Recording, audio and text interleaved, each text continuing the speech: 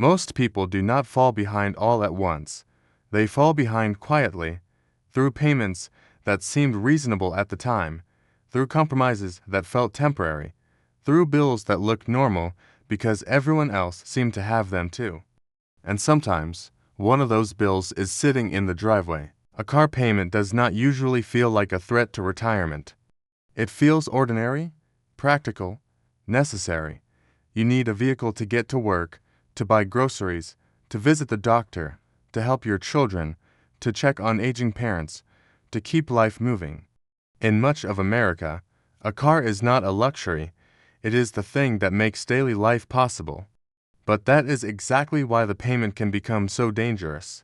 Because when something feels necessary, we stop questioning what it is really costing us. For many Americans in their 40s, 50s, and 60s, every dollar already has a place to go before it ever arrives.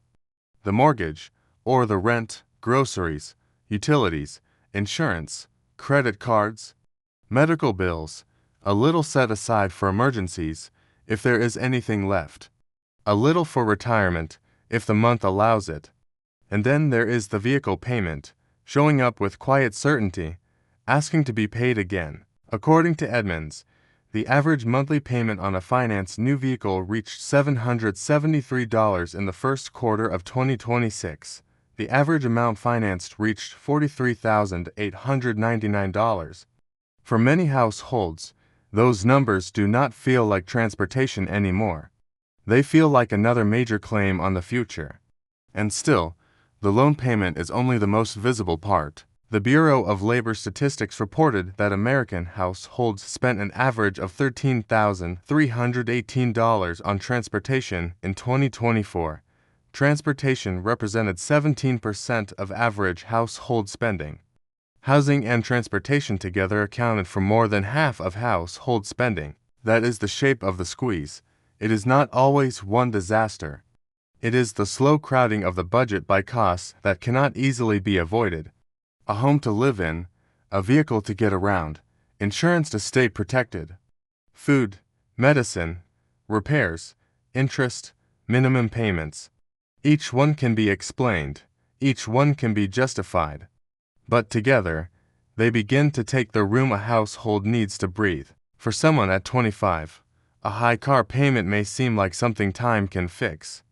There are more years ahead, more chances for income to rise, more time to recover from a bad decision. But at 55 or 62, the same payment has a different weight. The runway is shorter, the pressure is quieter, but heavier. Money that disappears today is money that may not be there when work slows down, health changes, or retirement becomes less of a dream and more of a deadline. This is why the story is not really about cars, it is about cash flow. It is about the money that should be building safety, but is instead locked into another monthly obligation. And the hard part is that the car may be completely reasonable. It may not be flashy, it may not be extravagant. It may simply be reliable, clean, safer than the old one, less likely to break down, better for commuting, better for caregiving, better for winter roads or long drives to work. That is what makes the decision feel responsible. But the real problem is not always the decision itself. The real problem is how the cost stretches across time. A household may look at the monthly payment and ask, "Can we make this work?" That is the question most people are trained to ask. But the deeper question is quieter. What will this payment replace? Will it replace retirement contributions? Will it replace an emergency fund? Will it replace paying off a credit card balance? Will it replace the small cushion that keeps one unexpected bill from becoming a crisis? Most families do not answer those questions in a spreadsheet. They answer them in real life. The insurance renewal comes in higher. A repair estimate arrives at the worst time. Groceries cost more than expected. A medical bill shows up after an appointment. Then the car payment comes due, exactly as promised, and something else has to wait. In April 2026, the Bureau of Labor Statistics showed motor vehicle insurance up 8.9% from a year earlier. Motor vehicle maintenance and repair were up 6.1%. So, even after a buyer agrees to the payment, the rest of owning the vehicle can keep moving against them. That is where the number on the loan statement becomes misleading. It looks like the cost of the car, but it is not the full cost of the car. There is the loan, the interest, the insurance, the repairs, the tires, the fuel, the registration, the maintenance, the depreciation. And sometimes, there is something even harder to see: the old car debt that follows a person into the next loan. Edmunds reported that in the first quarter of 2026, 30.9% of trade-ins toward new vehicle purchases carried negative equity. In plain language, many people were trading in vehicles while still owing more than those vehicles were worth. That is one of the quietest traps in personal finance. A person may feel like they are leaving an old problem behind. The old car is gone, the new car is in the driveway. The payment is recalculated, the paperwork is finished. But the old debt may not be gone. It may have simply been folded into the next loan. Yesterday's car becomes part of tomorrow's payment. And this is where many households begin to lose control without noticing. Not because they are reckless, not because they are foolish, but because the system makes it easy to think in monthly payments instead of total cost. If the payment fits, the deal can feel acceptable. If the deal feels acceptable, the long-term trade-off can disappear from view. That trade-off matters most in the years when retirement is no longer far away. A person in their 50s may be trying to catch up. A couple in their 60s may be trying to reduce debt before leaving full-time work. Someone approaching Social Security age may be hoping to enter retirement with fewer fixed bills, not more of them. But a large car payment does not care about those plans. It arrives every month, it claims its place. And once that money is claimed, it cannot do another job. It cannot rebuild savings. It cannot reduce credit card debt. It cannot prepare for medical expenses. It cannot sit quietly in a retirement account. It has already been spoken for. The Federal Reserve's Household Well-Being Research found that only 35% of non-retirees said their retirement savings plan was on track. That detail is important because it shows how fragile retirement confidence already is. Many people are not looking at retirement with certainty.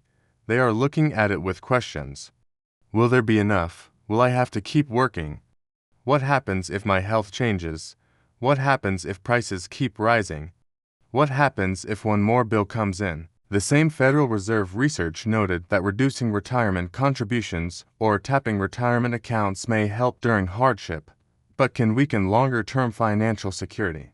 That is the quiet corner many households are pushed into. They do not always stop saving because they want to. Sometimes they stop because the present has become too loud. And a car payment can be one of the loudest parts of the present. It is easy to miss because it feels so normal. Credit card debt carries a certain discomfort.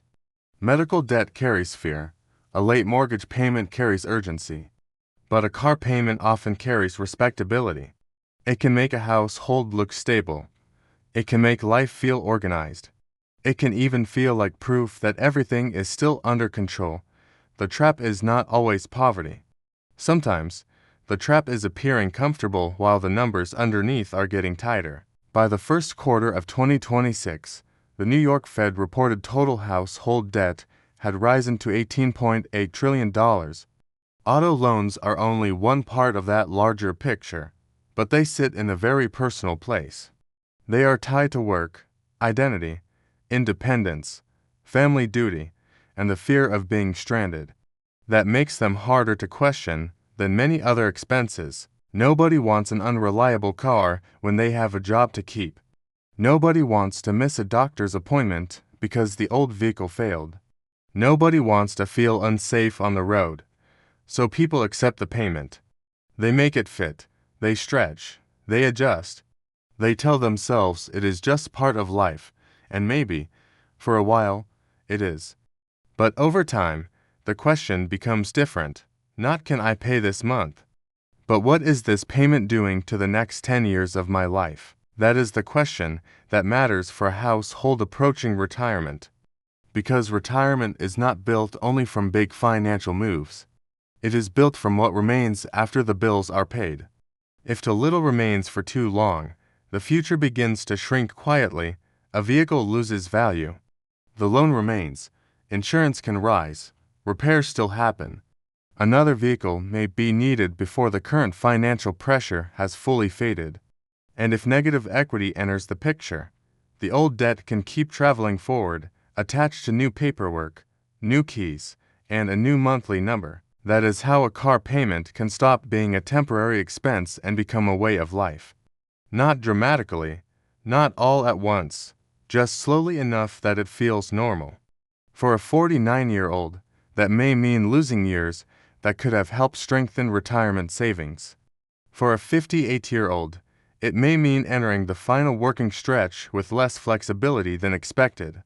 For someone in their 60s, it may mean carrying a major monthly obligation into a period of life when income may be more fixed and surprises may be harder to absorb. This is the human cost behind the numbers. It is not just the payment itself. It is the stress of knowing that one more bill could push the month out of balance. It is the quiet frustration of working hard and still feeling behind. It is the pride of trying to look stable while privately wondering whether the future is slipping away. Many households understand this feeling even if they have never put it into words. The car is useful. The payment is real. The need is legitimate. But the future is also real.